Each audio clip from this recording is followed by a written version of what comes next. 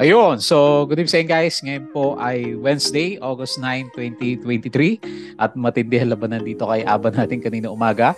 Umabot siya ng negative 20%, no? So grabe yung galaw ni Aba natin. So yung market natin, nag-bounce siya malapit dito sa 6,000, just slightly below ng 6,500 and then nag-close po siya ng 6,300 6,530.45. So maganda naman yung bounce sa market natin kahit pa paano. So nag-up siya ng 0.89%.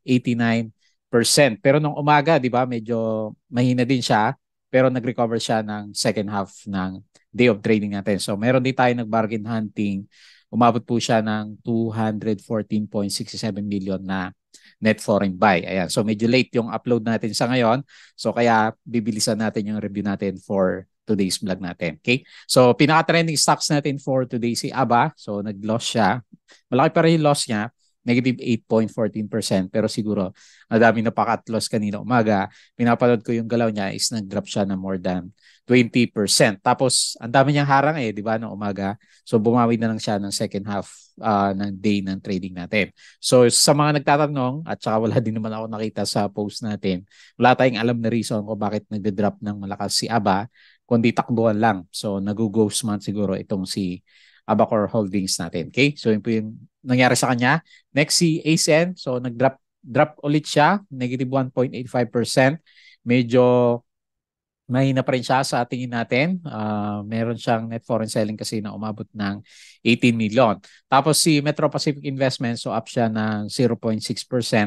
Nahiya pa mag-close ng 5.2 kasi tuloy naman na yung tender offer natin sa kanya kasi majority nga ng mga voters natin is agree na mag-privatize itong si MPI. So laki ng ano niya, umabot siya ng 55 billion sa kanyang pinaka tender offer. So laki pala ng market cap nitong si Metro Pacific Investments natin. Okay? So next itong si Plus. So congrats ulit sa mga holders natin. Umarangkada pa rin siya, plus pa rin siya. 1.73%. Kaya lang, yung napansin natin naglaw ng candle, baka meron siyang start ng pullback bukas kasi nag-Dow G. So umakyat siya and then pagkaroon ng closing, nag-profit taking. So medyo mahina for today's trading. Kaya nasabihin mo na nag-up siya ngayon ng more than 1.73%. Okay, so not a good sign in the short term. So next, si FCG natin. So nag-up siya ng, or nag-drop pala, negative 1.52%. So hindi pa rin nakakahanap ng base itong si FCG. And then si Apollo, pinag-usapan pa rin siya. Nag-drop yata to kanina umaga. Tapos sa closing is nag 0% yung loss or gain nitong si APL natin. So medyo lumalaban din siya ng konti. Pero marami sa mga traders naghahanap kung sino yung susunod na Abacor Holdings. So isang nababasa ko si APL or si BSC. Pinag-usapan siya. Pero wala namang connection sa sa punda ng stocks natin. Yun lang. Nagtatakbuhan talaga yung mga investors natin during this time. Okay? So disclaimer pa rin guys dito sa channel natin. As usual, yung mga nanonood po, ang ating review is for education purposes lang. Huwag mo pong gagamitin to as a reason para mag-buy, sell, or hold in stocks. May risk po na involved dyan. So, due diligence lang po dun sa gusto mong bilhin. Ikaw po yung bahalang mag-decide man. Follow mo lang ako dito sa ating Palabi Trader na YouTube channel. Subscribe ka lang. Or kung gusto mo is join ka dito sa ating group, trading community. Kung gusto mo ng guide sa trading po sa PSE market naman. Okay? So, sa mga nagsusubaybay, salamat po sa panonood mo ulit ng ating mga trending stocks, yung ating company reviews, profit or loss, mga sample trades, yung ating fundamentals, and then yung ating mga studies sa market. And then, follow mo lang po ako dito sa ating Palabo Trader na Crypto Auto channel para sa mga play to earn games. So, may ina pa rin siya. So, check mo na lang from time to time kung ano meron dyan. Follow mo din ako dito sa mga social media, dito sa ating Facebook account or dito sa ating pinaka-Facebook page para updated ko po sa mga posts, bodega picks, articles natin. Sa PSE Market, Money Earners, yung mga sample earnings. So, check mo na lang. Hopefully, makatulong sa'yo. And then, medyo late yung review natin. Hindi ako nakatutok masyado sa market kanina umaga. Tapos yung mga repost natin dito is medyo late din tayo. So anyway, basahin na lang po natin kung ano yung mga na-repost ko dito. So i-supplementary study mo na lang kung ano yung kulang niya for today's trading. So net foreign buy, good. Kahit pa paano, medyo may sumasalba sa market natin, hopefully. Hanggang dyan lang siya, mag-sideways siya bago matapos or siguro sa mga second week ng August bago siya umarakada ulit kasi nasa ghost mode pa rin naman yung ating galawan. So 240 million, mababa yung turnover value, 3.39 billion lang siya. So pinaka-winner natin, bumalik si finance, si Bakapon medyo nag-drop siya. And then si services sector. So majority is okay. And then medyo nagbagsakan dito sa mining and oil. Marami tayong nakikita mga individual stocks may lumalabas na earnings. So kung meron ka pong stocks na hawak, i-double check na lang po yung mga na-repost natin. Okay? So ASEN, ang pinaka-news natin sa kanya, total kasama siya dito sa trending stocks. So not so good yung net foreign sale niya. Meron siya mga bagong project ulit dito. Plus yung ongoing na preferred shares, diba nagbibenta siya ng shares as of this time. So to develop his first large-scale floating solar project in Laguna Lake. Ayan. So hindi ba ano yan? Delikado sa mga isda. Kapag meron ka nilagay doon na nakaharang sa araw. Metro Pacific Investments, so kasado na po yung kanyang privatization. So kung mayroon kayong hawak, i-check mo yung mga study natin about sa mga tender offer. FGen reports 167 million attributable recurring net income. So up siya ng 30%. Mondi Nielsen, net income first half is down by 17.9. So okay yan. Hindi na ganun kalaki yung loss niya pero loss pa rin. SMPH is okay yan, nabasa natin kahapon. IDC subsidiary signs agreement with Scotts Philippines. And then by the way, yung mga gumalaw pa rin sa stocks natin ngayon, mga, di ba, medyo sideways lang yung mga blue chips, mga penny stocks, yung nakita natin na medyo malakas talaga yung galawan. BPI, BOC pala, so up siya by 79%. Ayan, hopefully umakyat na rin siya. Medyo drop din to. MREITs reports 1.4 billion income first half up by 12%. Ayan, okay po si MREITs. Bloomberry, consolidated net income first half up. Okay, kaya pala malakas yung SIPA. Up po siya ng 160%. Jollibee, first half net profit falls 14%.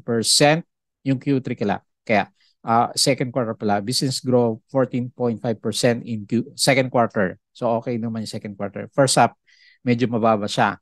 RCR, meron siyang dividends per common share. So andyan po siya. And then si Bloomberry natin is first, okay, up naman siya, di ba?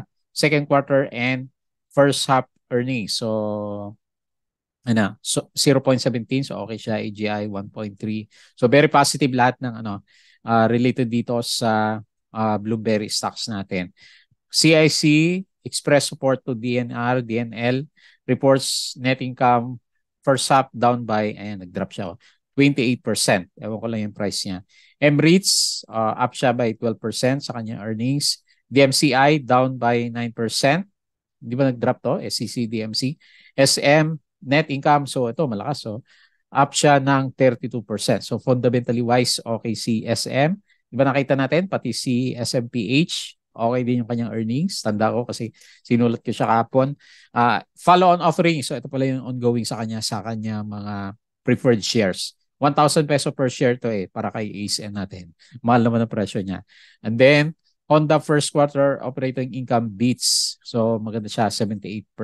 Sino ba may hawak nitong si Honda? Si GT Cap to, si GGS. Parang si GT Cap to, di ba? And then, DNL, so medyo down yung earnings natin. BDO joins CBDC pilot study for US PH remittance. Okay, Consoji, DMCI, so fall tayo dyan. REITs, asa ba yung mga REITs natin? Annualized dividend rate, sino pinakamalaki? Si PhilREIT, RCR at saka si BREIT. Pero si PhilREIT, drop naman yung kanya pinaka-price action. So anyway, on the average, more than 5% yung dividends ng REITs natin. ASN is to offer up to 25 million perpetual preferred shares. Ayan. So yan yung may presyo na 1,000 peso per share. Pero ano nga, yung mga preferred shares lang po yan. Hindi po yung common shares natin.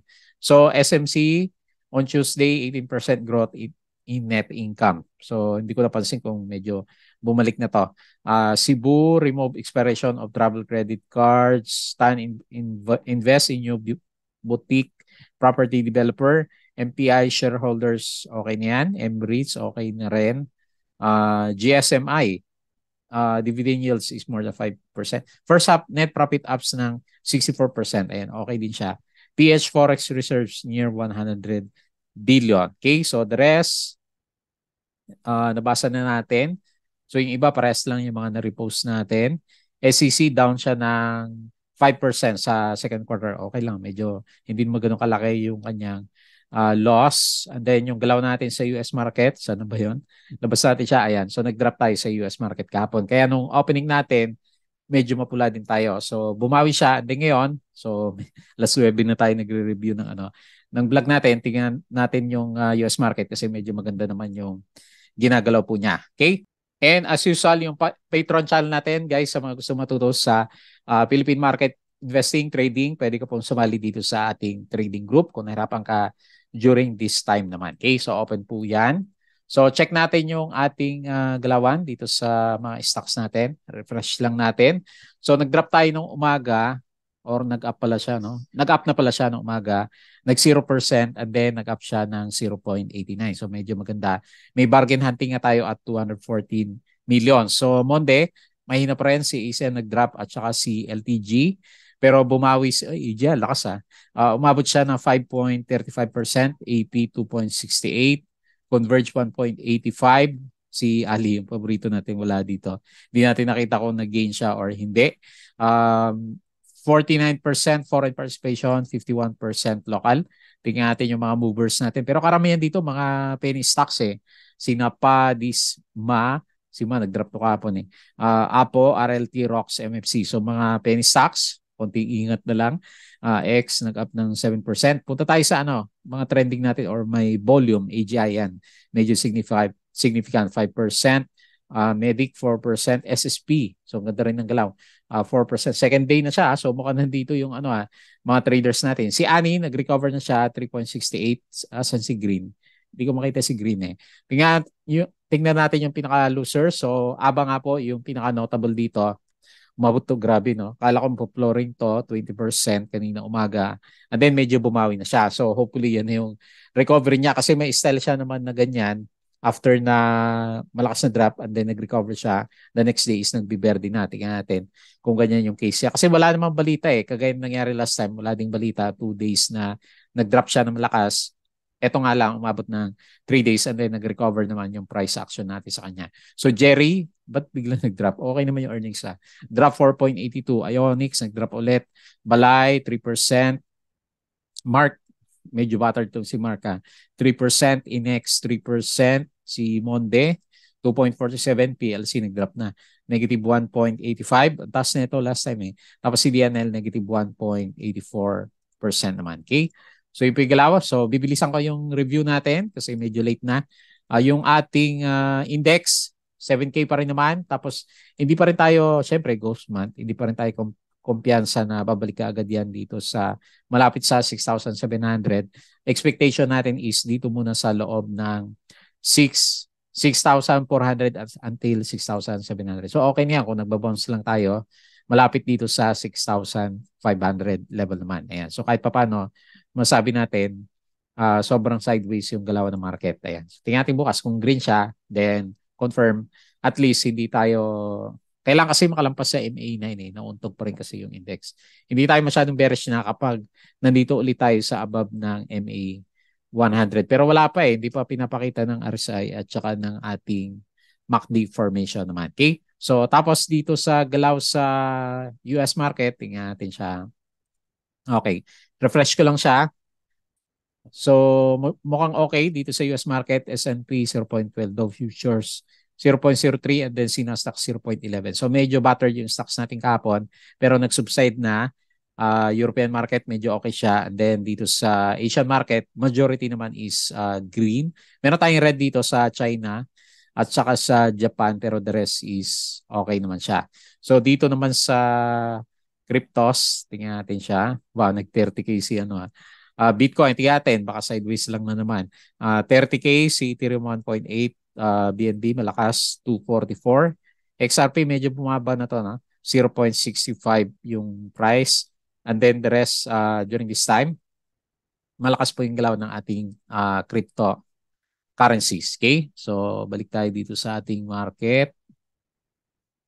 And then pag-usapan natin yung trending stock. So unahin natin si ABA. Ma-action si ABA eh. Grabe yung drop niya, no? Maabot siya ng 20%. So parang binasura siya kasi umabot ng ito RSI 3 pero kanina umabot yata to ng RSI 1 or RSI 2.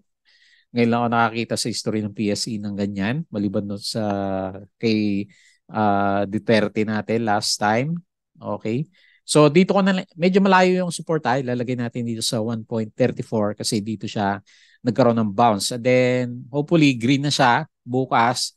Good news siya pag green bukas para unti-unti ulit siyang makabalik. So hindi natin alam kung mag-spike yan or mag-stay na lang siya dito sa bandang baba. So pinaka-resistance natin sa kanya based dito sa galaw 1.8. So nag-try naman siya kanina umaga pero trap and then nag-drop na siya. Most likely marami na pa-cut loss dito kay ABA kasi ang lakas ng drop niya from the last 3 days po of trading natin o 4 days sabihin mo na last 4 days. Halos kalahati na yung binaba ng investment ng mga kasama natin na traders or investors pala dito sa kanya. And kung mayroong mga sumalo kahapon, medyo battered din kasi although kung na-hold mo siya, 8% lang yung loss mo, pero kung medyo nag-cut ka kanina, medyo malaki din yun kasi umabot siya ng 20%. So, nag-overdue na siguro sa bounce kasi yung RSI niya nasa 2. And then, wala naman lumabas na wala naman lumabas na negative news maliban doon sa last time dito, itong malaking natin dito, single day drop. So, talagang hinabol siya hanggang sa ngayon nagalawan. So anyway, tingnan natin bukas maganda mag-bounce siya and then mag-retest dito sa 1.8. Wala naman kasi negative news na lumabas sa kanya unless merong alam yung ating mga insiders dito kay ABA natin. So tingnan natin kung sino ulit yung lumabas.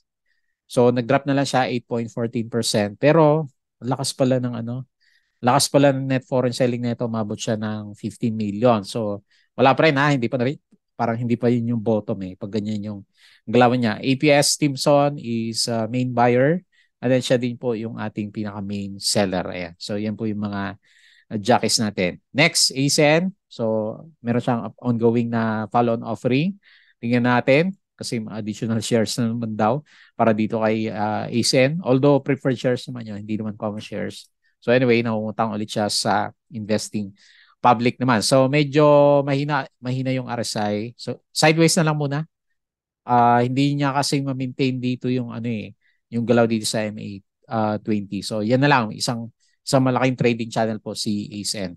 So okay pa naman yung MACD pero para mahina yung niya yung galaw niya, di ba? So hindi natin masyado makita kung didiretso yung pagka-positivity ng kanyang MACD formation kasi parang pabalik ko ulit yung pinaka-direction naman niya. Okay, next si ASN. Price action, negative 1.85%, hindi pa rin okay. So talagang labasan yung investor, no? Nauna kay Converge and then dito naman kay ASN natin.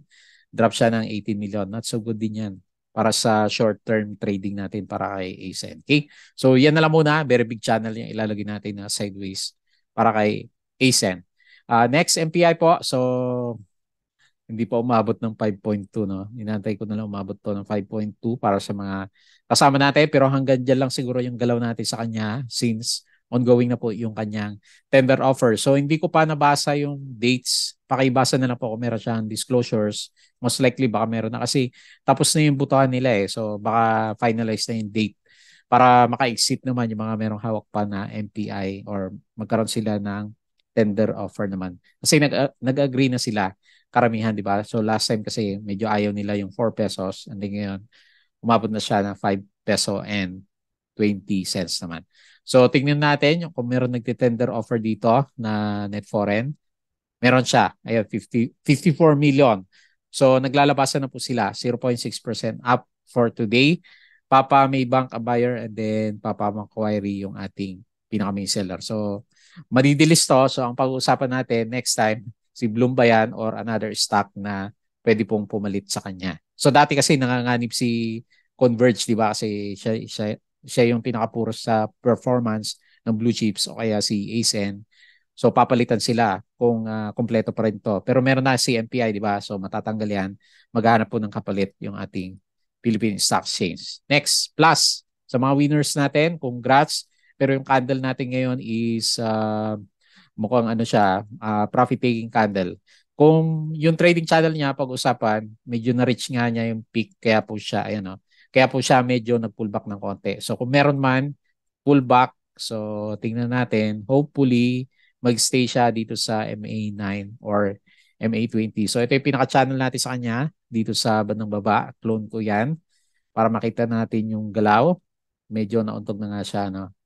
Okay, so ilang araw na rin naman na kasi 1, 2, 3, 4. Diba? So dire-diretso na siya ng galaw. So temporarily, yan na lang muna, pinaka-resistance dito sa peak natin for today's trading natin, which is 5.35. Yan na lang po pinaka-main resistance or 5.4. And then still very good pa rin naman po yung trend nitong si Plus. Saglit, silipin natin si Ion. Kasi lumalaban to nung nakaraan pero nagpo-pullback na rin yata siya. Okay? Pero sa Plus, yung galaw niya, diretso pa rin naman paakyat. Baka lang meron siyang profit taking dito kasi nga Dow G, yung inverted Dow G, yung galaw po nitong si Plus for today's trading. So 1.17% yung kanyang gain for today, na foreign sell 700K. DPI call ang buyer, FMS Stratic yung ating pinaka-main seller. Next, FCG, hindi pa rin tayo dito parang hindi pa rin siya nagbo-bottom pero lumalaban naman siya kahit papano. So temporary support, nag-double check siya dito sa 0.636. Hopefully yon, and then bukas natin malalaman kasi parang double bottom ng Dow G dito sa bandang baba. Pero red pa rin kasi yung candle So anyway, hoping tayo na yan na yung start ng recovery niya for tomorrow's trading. Yung galaw pa rin naman niya, breakdown pa rin naman siya dito sa trend niya. Dito sa last time, dito sa sideways na channel niya, broken pa rin naman siya Unless mag-breakout siya ulit or rather bumalik siya dito sa upper box natin. Kasi bagong box na yung yung pinaka-price action natin, di ba? Ito yung box and then another box dito sa bandang baba. Medyo hindi pa rin maganda, RSI at saka MACD. So isa lang yung direction na pinapakita nito si FCG. Wala naman tayong news. Medyo ayaw lang talaga sa kanya ng ating mga traders. So nag-drop siya 1.52%, negative 185K. Call video on buyer and then Abacus call yung ating pinaka-main seller. And then lastly, Apollo. Wala akong masagap na balita dito kay Apollo So tingnan natin, meron ba siyang jockey dito? Kasi 0%. Call video on buyer, Wealth Abacus yung seller. So wala tayong makita. Sa price action naman, so siguro maraming may gusto sa kanya. Kasi magalaw to 5% yung isang araw na galawan So kung medyo na-timingan mo siya, di ba? Ilang 5% din yung galaw na yan. Unless meron siyang volume. Baka naman walang volume si Apollo during trading. So kahit mag-up down yan ng 5%, hindi ka rin makakalabas ng medyo maayos sa kanya. So anyway, so dalawa ito, si Apollo at si BSC. Yung madalas kong mabasa na inaabangan nila magkaroon ng drop ng price na kagaya ng kay ABA. So ano lang naman yun. Mga speculations lang ng mga traders natin. Okay? So tapos parang may nababasa ako na sinasabi yata medyo okay na yata yung MB Cypher 1 pero wala pa namang official na result po sa kanya galing sa disclosure. Okay? So yun lang muna yung ating review for today. So medyo late nga tayo. So anyway, maganda naman yung galaw na market natin. Hopefully bukas ganun din yung kanyang galawan kasi yung US market natin is medyo okay din po yung kanilang galawan for today. Okay? So yun lang muna yung ating review for today. Bago tayo mag-close, please don't forget to subscribe dito sa ating Palawi Trader na YouTube channel. Join ka guys sa group kung gusto mo ng trading group natin. Tapos crypto ko to para sa mga play to earn games. And then follow mo din ako sa social media dito sa ating Palawi Trader na YouTube channel, Palawi Trader na Facebook page, Bodega Peak, Money Earners, yung ating Twitter, follow mo na lang, tapos Patreon sa mga gusto ng guide sa Philippine market trading and investing. Okay? So yun lang, maraming salamat. Kita po ulit tayo bukas.